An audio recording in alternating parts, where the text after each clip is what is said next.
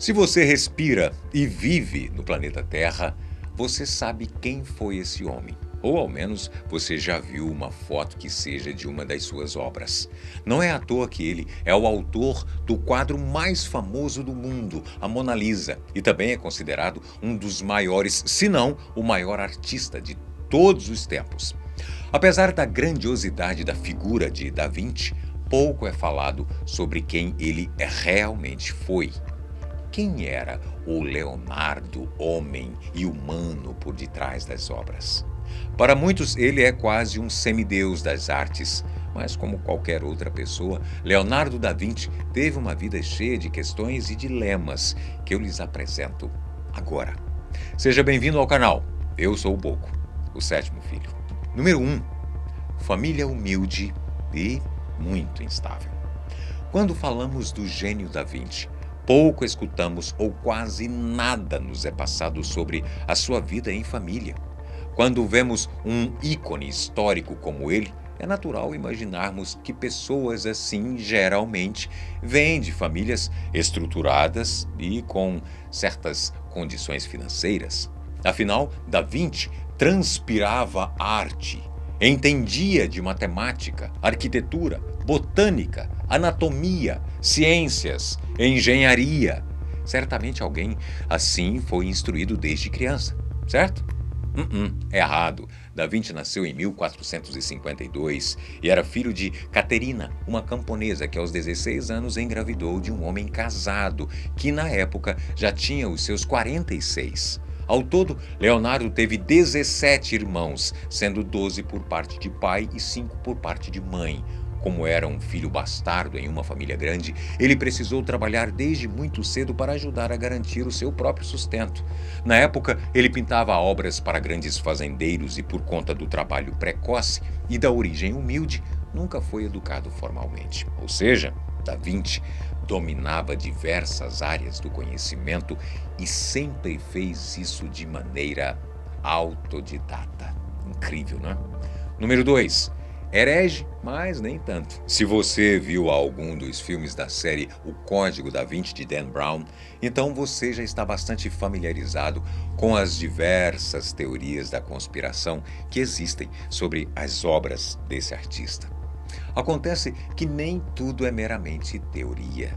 De fato, ao decorrer de sua vida, Da Vinci produziu diversas obras para a igreja, chegou a trabalhar diretamente para o Papa e até a morar no Palácio Papal. Mas nada disso é de fato uma prova de que ele acreditava plenamente nas crenças católicas. Na realidade, segundo sua biografia, Leonardo era um homem livre.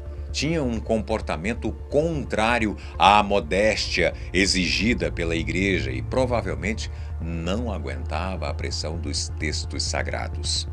Tais comportamentos, como você deve imaginar, eram exatamente o contrário do que pregava a igreja e a sociedade daquela época.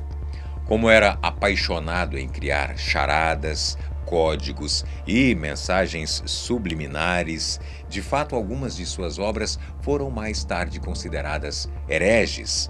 Mas o que nem todo mundo sabe é que ateu Leonardo da Vinci definitivamente não era. Apesar do espírito questionador de quando era mais jovem, na sua velhice ele se tornou mais religioso do que nunca. Prova disso é que em seu testamento ele fez questão de detalhar a quantidade de padres que ele queria em seu enterro, assim como a quantidade de missas que ele queria que fossem rezadas em homenagem póstumas a ele.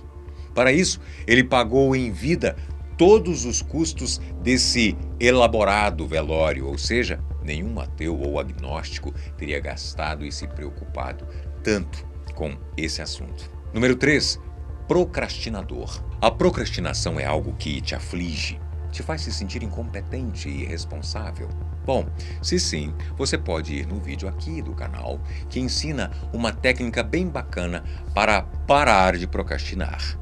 Mas ao mesmo tempo, não se preocupe, saiba que você não está sozinho nessa e que Da Vinci conseguiu provar toda a sua genialidade mesmo sendo, sim, um dos maiores procrastinadores da história. Alguns historiadores o defendem alegando que procrastinar fazia parte do seu processo criativo. Centenas de ideias e invenções, a pinturas, projetos bélicos, estruturas hidráulicas de cidades inteiras e diversas outras criações passavam pela cabeça de Leonardo. E, de fato, ele gastava horas desenhando e descrevendo em notas para ele mesmo detalhes de como cada coisa deveria ser feita. Mas a paixão de Da Vinci estava de fato no estudar e criar e não voltada para o executar. Para vocês terem uma ideia, apesar de ser conhecido principalmente pelas suas habilidades como pintor, ao decorrer de sua vida, Leonardo finalizou apenas 19 pinturas.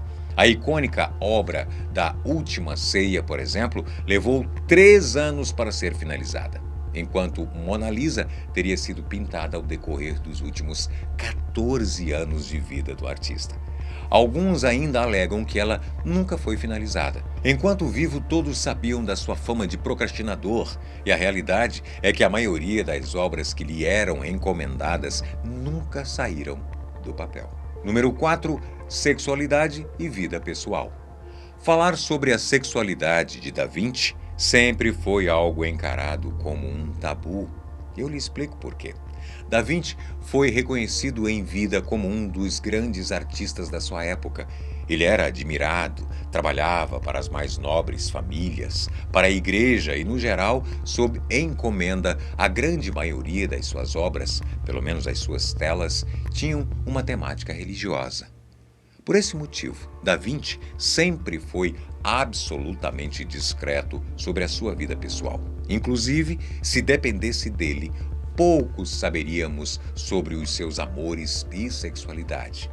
Mas eventos ocasionais ajudaram historiadores a levantar mais informações sobre a sua vida pessoal. Da Vinci nunca se casou ou teve filhos. Sua biografia, escrita pelo renomado biógrafo Walter Isaacson, revela que em Florença, naquela época, não era algo raro ser uma pessoa gay, ainda mais entre o meio artístico.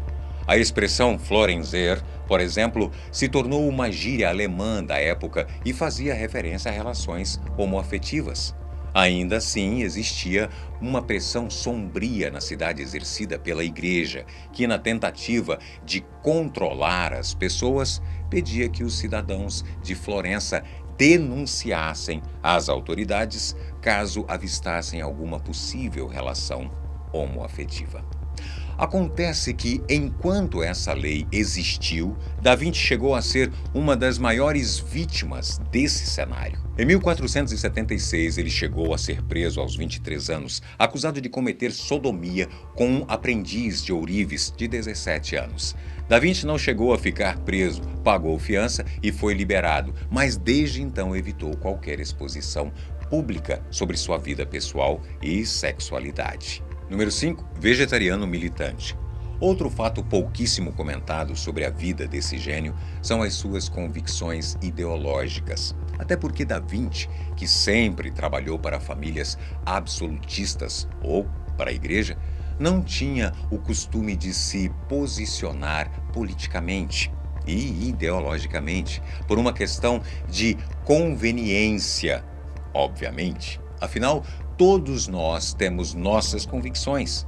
Agora, uma luta que Da Vinci nunca fez questão de esconder, apesar de pouco pregar em si, era o seu vegetarianismo. Na maior parte da sua vida, Da Vinci foi vegetariano, e isso, para o século XV, acredite, era uma revolução. Naquele tempo não existia a discussão sobre bem-estar animal, muito menos a pauta ecológica e tantas outras que debatemos hoje em dia. Da Vinci simplesmente tinha um apego muito grande aos animais, chegando a ser completamente obcecado por cavalos, que era o seu animal favorito. A partir daí, ele decidiu por conta própria adotar a dieta vegetariana e era considerado um louco por isso.